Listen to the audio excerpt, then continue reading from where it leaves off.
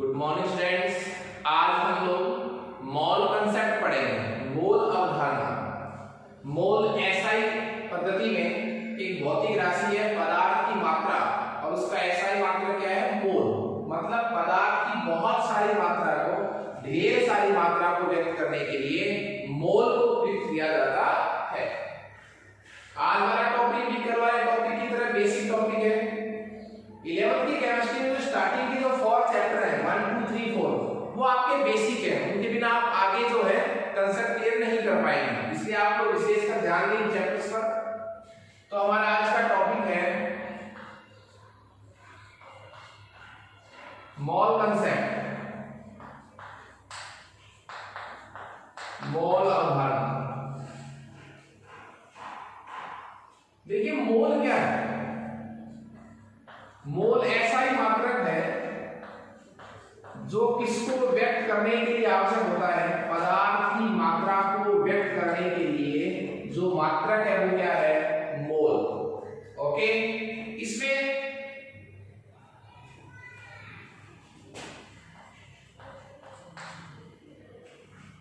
मोल शब्द जो है, जो मोल शब्द है वो लैटिन भाषा के शब्द,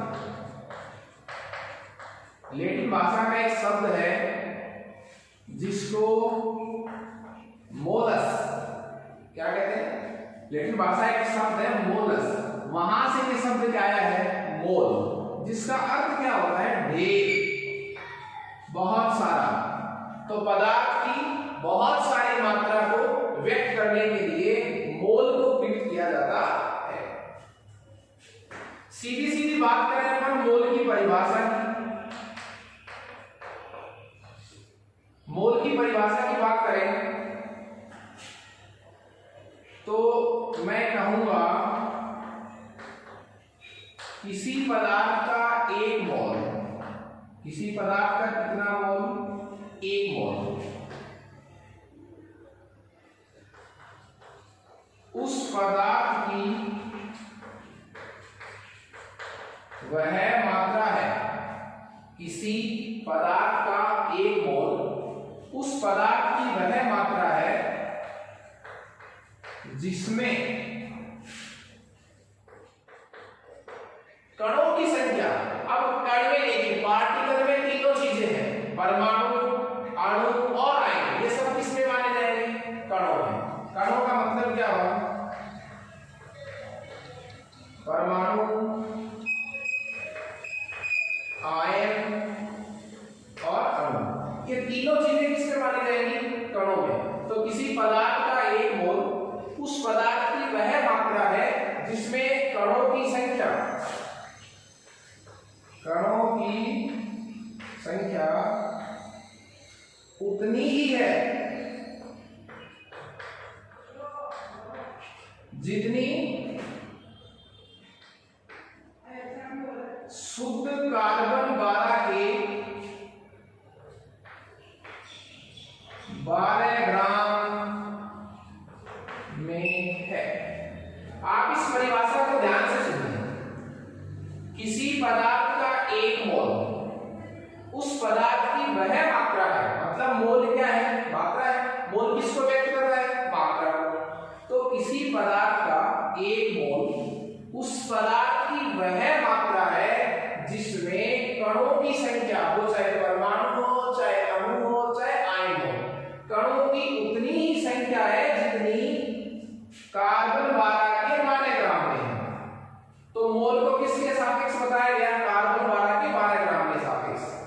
ठीक है, मैं कहूं एक मोल CO2, इसका मतलब उस एक मोल CO2 में उतने ही CO2 अणु है जितने कार्बन 12 के 12 ग्राम के कार्बन है।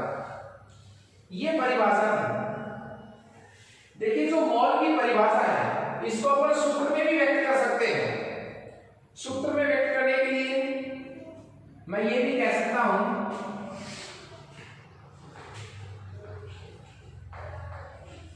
किसी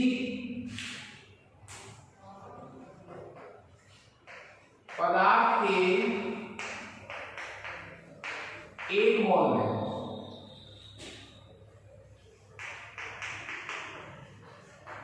कणों की संख्या, किसी पदार्थ के एक मोल में कणों की संख्या निश्चित होती है। किसी पदार्थ के एक मोल में कणों की संख्या जो है वो निश्चित होती है, जिसे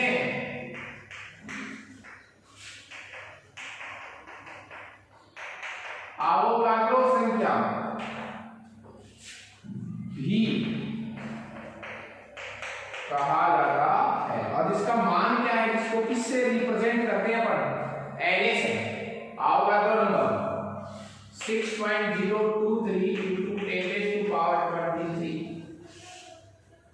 ओके, तो ये था मोल की परिभाषा। और एक मोल में कणों की संख्या निश्चित होती है, चाहे पदार्थ वैसा भी हो। यदि कोई पदार्थ है उसका मोल कितना है? 1, तो किसी भी पदार्थ के एक मोल में अणुओं की संख्या निश्चित होती है। मैं मोल का एक सूत्र भी लिख सकता हूं,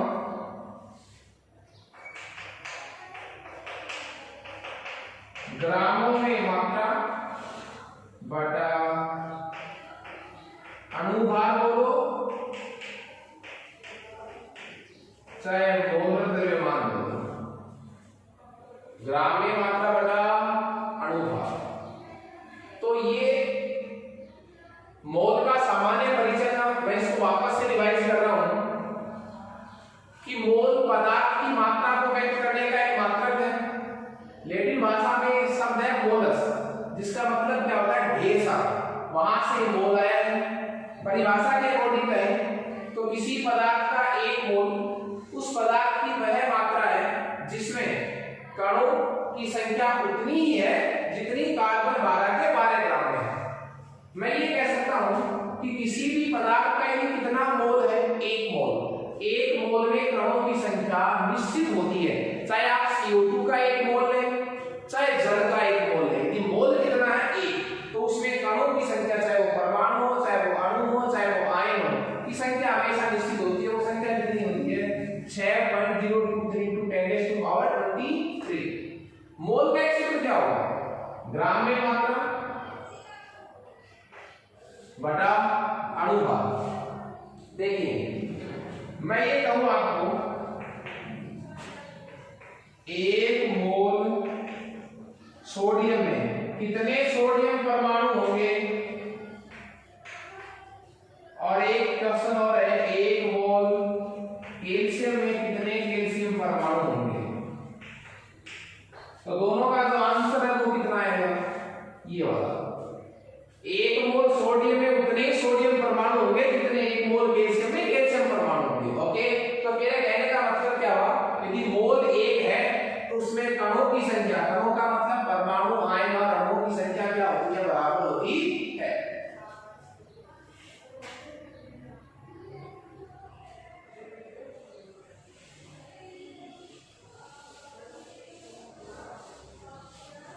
देखिए, मैंने जो मोल लिखा है, बात आती है कि मोलर द्रव्यमान क्या है। तो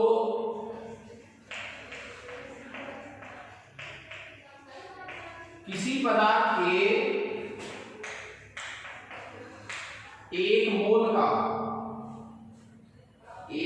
का जो द्रव्यमान होगा, किसी पदार्थ के 1 मोल का द्रव्यमान क्या कहलाएगा? उसका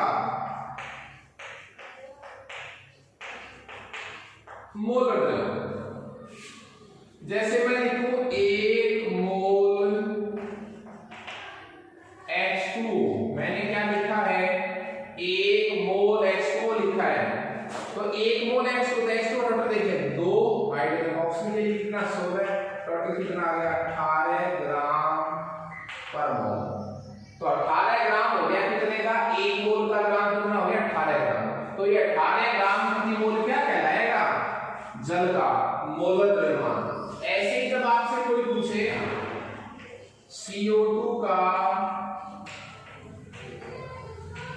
मोलर द्रव्यमान, इसका इसका मोल द्रव्यमान पूछा जाए CO2 का, तो कार्बन का मास कितना हो जाएगा 12, एक ऑक्सीजन का परमाणु भार 16, 2 के लिए कितना हो जाएगा 32, तो टोटल कितना हो गया 44 ग्राम पर मोल। ये 44 ग्राम पर मोल CO2 का क्या गया मोलर द्रव्यमान। एक बात और, आपसे कोई पूछे CO2 का अणु भार कितना होगा, अणु भार कितना है 44 ग्राम। क्यों, अणु का भार का मतलब क्या हुआ, कुल अणु का, अणु को CO2 एक अणु तो है, और जो अणु होता है वो अपने आप में कितना मोल होता है, 1 मोल होता है। मैं ये कहूं CO2 का सूत्र भार तो भी कितना आएगा 44 ग्राम।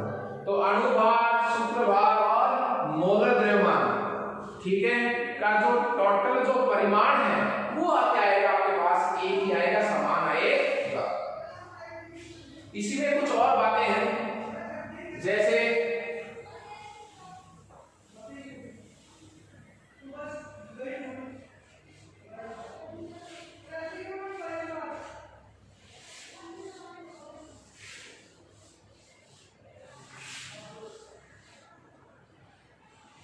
देखिए मोलर द्रव्यमान तो आपको बता चुका हूं, सूत्र भार का मतलब टोटल आपको लगाना है, ठीक है। अब बात आती है हमारे पास मोल का एक डायरेक्ट फॉर्मूला है। ये हमारे पास मोल का क्या है फॉर्मूला, ग्रामों में मात्रा बटा अणु भार। हम कुछ क्वेश्चन इसके करने वाले हैं।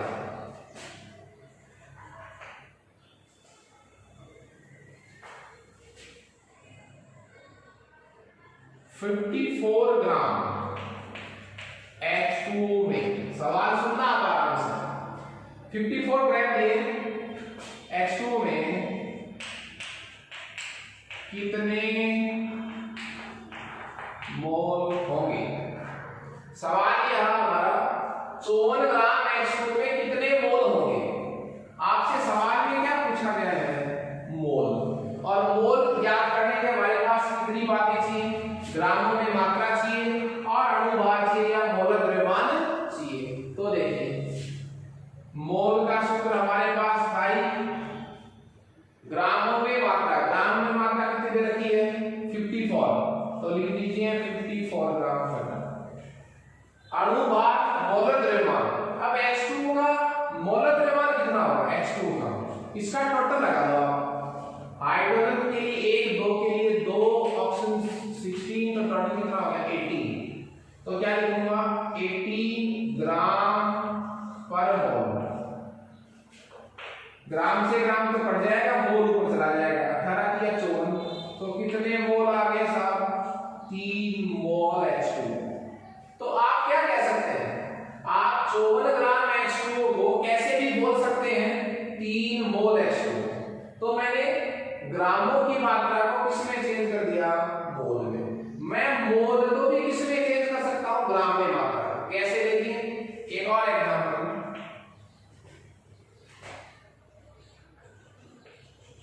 3 मोल अमोनिया। इस बार मैंने क्या दिया आपको, मोल दिए। 3 मोल अमोनिया की ग्रामों में मात्रा, 3 मोल अमोनिया की ग्रामों में मात्रा ज्ञात करो। हमसे पूछा क्या है, ग्राम में मात्रा, दिया हुआ क्या है मोल। यहां से आप एक सूत्र और बना सकते हैं इसी सूत्र से, क्या कि आपको जब मोल चाहिए तब तो क्या करना है, ग्रामों की मात्रा में अणु भार का भाग देना है। पर आपको ग्राम में मात्रा पूछ ले तो इसी सूत्र को क्रॉस मल्टीप्लाई कर दीजिए, ग्रामों में मात्रा बराबर मोल गुणा अणु भार। ये एक और सूत्र काम में आ सकता है। ये सूत्र कब के लिए है, ये है जब आप मोल को किससे मल्टीप्लाई करेंगे, अणु भार से। क्या निकालेंगे जब आप ग्राम में मात्रा। हमारे पास जो ये सवाल था कि 3 मोल अमोनिया की ग्रामों में मात्रा ज्ञात करो, तो ग्रामों में मात्रा का सूत्र क्या है? मोल गुणा अणुभार। मोल कितने दे रखे सवाल में? 3, तो 3 मोल इनटू अणुभार बोलो, मोलक द्रव्यमान बोलो, या इसका टोटल लगाओ। इसका टोटल कितना हो जाएगा? नाइट्रोजन के लिए 40 प्लस हाइड्रोजन 1/1 तो कितना हो गया? 3। टोटल नंबर कितना हो गया? 17। तो 17 ग्राम प्रति मोल। ये क्या आया? मोलर द्रव्यमान बोलो, सूत्र भार बोलो, अणुभार बोलो। मोल से मोल कट गया, 17 दिया 51 ग्राम के आगे आपके पास अब ग्राम बच गया। तो आप मोलों की संख्या को ग्रामों में चेंज कर सकते हैं और ग्रामों में मात्रा को मोल में चेंज कर सकते हैं। ओके, तो हमारे पास ये 2 फॉर्मूले हैं। ठीक है, अणुभार मोलर द्रव्यमान कैसे निकालते हैं? आपको जो नाम दिया गया, जो यौगिक दिया गया, आप उसका टोटल लगा दीजिए। तो ये था मोल और भार। ठीक है, आपको बेसिकली याद क्या रखना है कि मोल कैसे निकालते हैं। तो ये मोल का सूत्र हुआ, ग्राम में मात्रा में अणुभार का भाग लगाना है। इसका रिवर्स भी हो सकता है। इस तरह मैंने आपको दोनों फॉर्मूलाज में 2 क्या बताए एग्जांपल। और इतना भी याद रख सकते हैं कि मोल होता क्या है? मोल होता है पदार्थ की बहुत सारी मात्रा को व्यक्त करने का मात्रा। अब मोल अवधारणा के थ्रू अपन 2-3 बातें जो है वो फाइंड कर सकते हैं।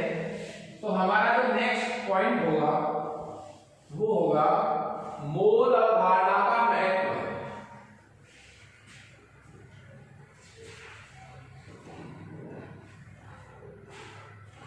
हमारा टॉपिक रहेगा मोल अवधारणा का महत्व, और इसमें कैपिटल ए है।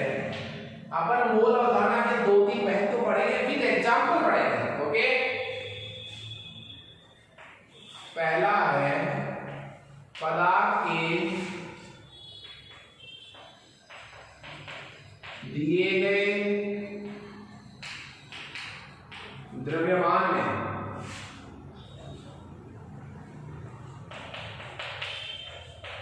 कणों की संख्या याद करना। पदार्थ के दिए गए द्रव्यमान में आप कणों की संख्या ज्ञात कर सकते हैं। आपको क्या दिया जाएगा? द्रव्यमान। क्या ज्ञात कर सकते हैं? कणों की संख्या। इसी सूत्र को रिवर्स कर लेंगे तो कणों की संख्या दी हुई होगी तो आप क्या ज्ञात कर लेंगे? द्रव्यमान।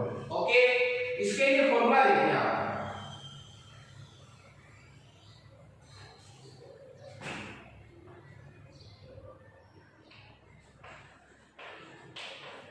दिया गया द्रव्यमान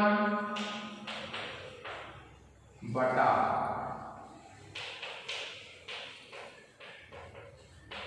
मोलर द्रव्यमान गुणा अवोगाद्रो नंबर। ये फॉर्मूला है साहब। किसके लिए फॉर्मूला है?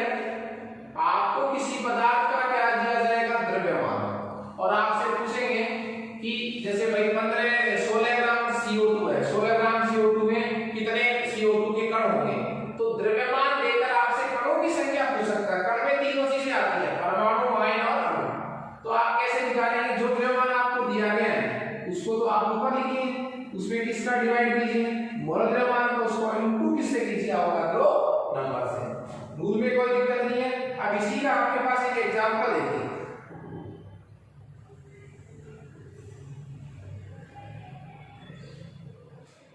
इसी पर एक न्यूमेरिकल देखिए आप।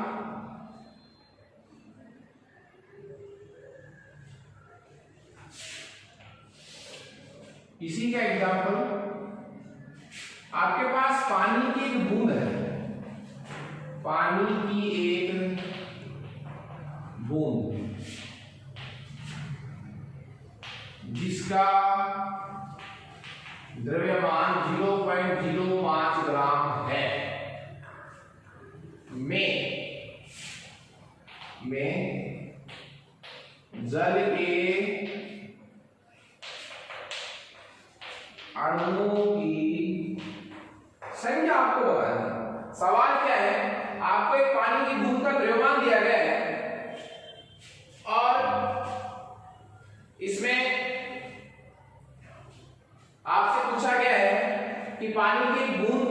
द्रव्यमान कितना है 0.05 ग्राम। उस 0.05 ग्राम की बूंद में कितने जल के अणु उपस्थित हैं? आपको देखिए सवाल में ऐसे फंसना नहीं है, आपको तरीका ये क्या करना है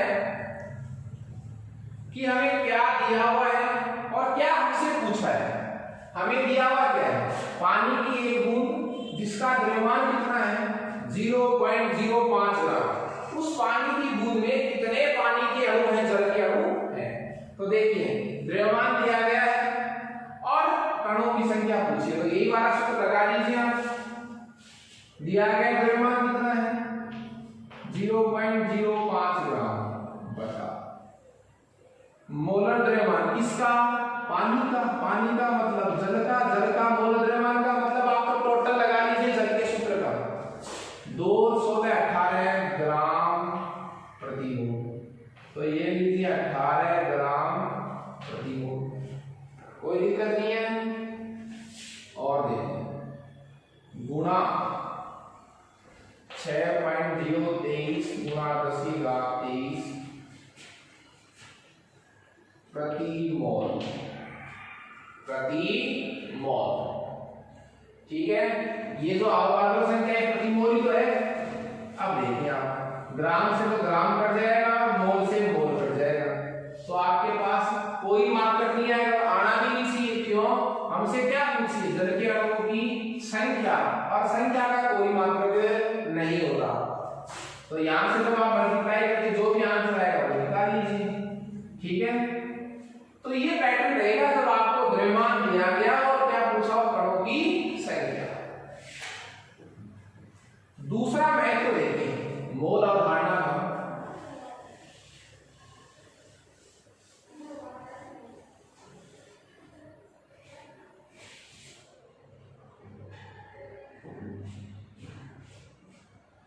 एक और कि समान ताप व दाब पर, समान ताप में दाब पर गैस का जो आयतन है वो मोलों की संख्या के क्या होता है, समानुपाती होता है। समान ताप और दाब पर गैस का आयतन मोलों की संख्या के समानुपाती होता है। मेरे कहने का मतलब क्या हुआ, V समानुपाती N, V समानुपाती N। V क्या है, गैस का आयतन, और N क्या है, गैस के मोलों की संख्या। देखिए मैंने आपको ये कहा था इसी प्रश्न का विपरीत भी हो सकता है। आपको द्रव्यमान दिया गया था, कणों की संख्या पूछी, इसका उल्टा क्या हो सकता है, कणों की संख्या लेकर के आप पूछते द्रव्यमान। तो ये क्या था, संख्या। ठीक है, अब आपसे क्या करें, आपको संख्या दे दिया और क्या पूछ लिया, द्रव्यमान। तो आप इसको क्रॉस मल्टीप्लाई कर लीजिए, आपके पास द्रव्यमान आ जाएगा। तो मेरे कहने का मतलब इस फॉर्मूले को पर दो तरीके से लागू कर सकते हैं। ठीक है, कैपिटल सी। देखिए जो अब मैं पढ़ा रहा हूं सी और डी, वो इन्हीं दो फॉर्मूला से निकले हैं।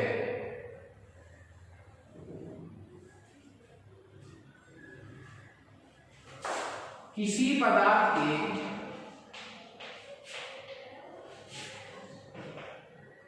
एक परमाणु का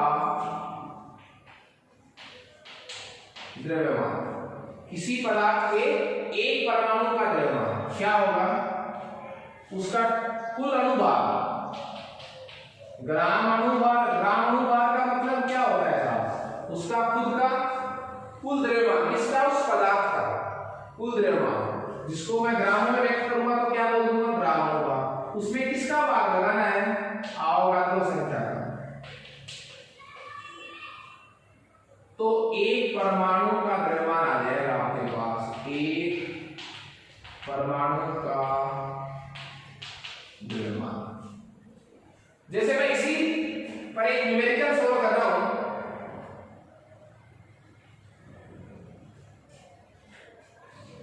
एग्जाम्पल देखिए आप,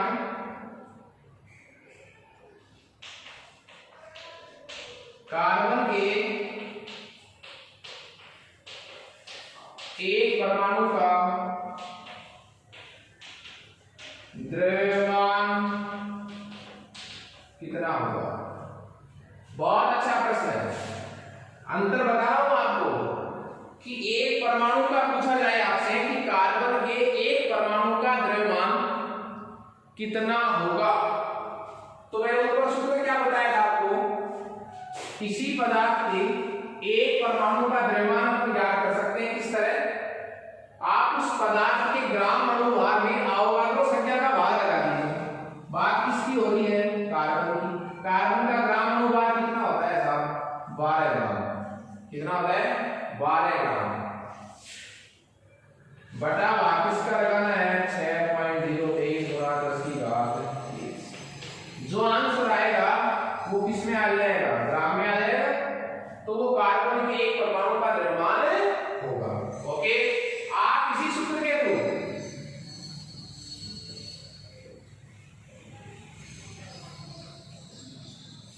किसी गैस के एक अणु का आयतन भी ज्ञात कर सकते हैं।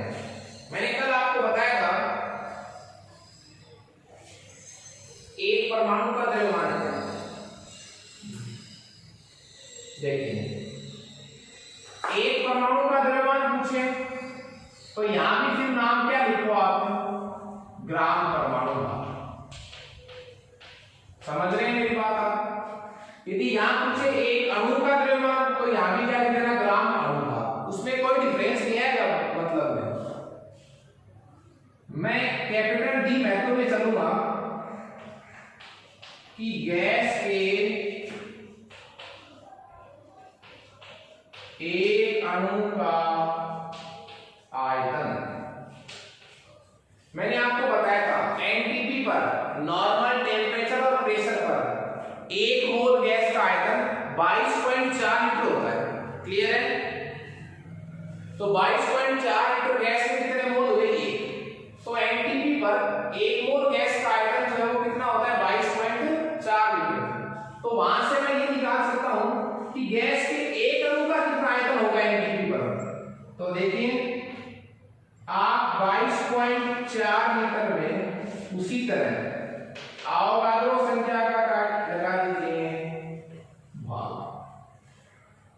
22.4 लीटर में अवोगाद्रो संख्या का क्या लगा दीजिए? भाग लगा दीजिए। तो जैसे मैं कहूं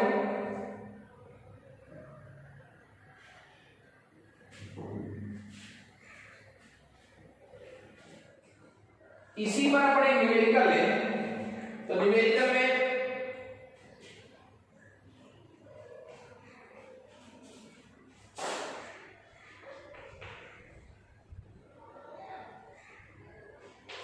$11.2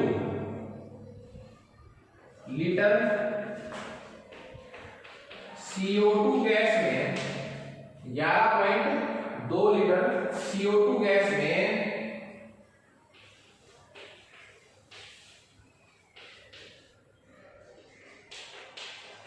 CO2 अणुओं की संख्या कितनी होगी? सवाल क्या है हमारे पास? 11.2 लीटर CO2 गैस में CO2 गैस का अणुओं की संख्या कितनी होगी? आपको पता है, आप इसको ऐसे भी सॉल्व कर सकते रहते हैं। 22.4 लीटर गैस में कितने अणु होते हैं साहब? 6.023 × 10⁻23। कह सकता हूं ऐसे 22.4 लीटर आयतन कितने मोल गैस का होता है? एक मोल गैस का होता है। एक मोल गैस में कितने अणु होंगे? 6.023। तो मैं इसी से कनेक्ट कर सकता हूं कि 22.4 लीटर गैस में कितने कण होंगे? ये वाले। क्यों? क्योंकि 22.4 लीटर कितने मोल गैस हो गई? एक मोल गैस हो गई। एक मोल गैस में कितने अणु होते हैं? कितने? तो 22.4 लीटर में तो इतने CO2 अणु हैं साहब।